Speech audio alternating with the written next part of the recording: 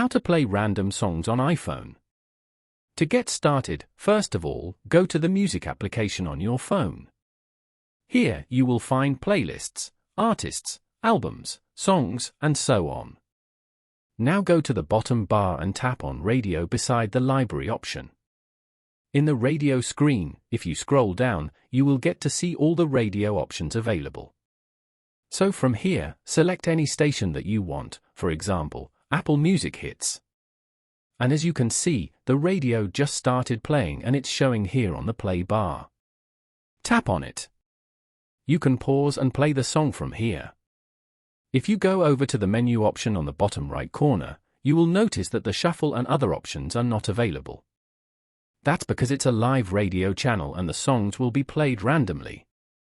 Following these steps, you can easily play random songs on iPhone. Thank you for watching. Please leave a like if this tutorial helped you, or leave a comment below if you have any questions related to the video.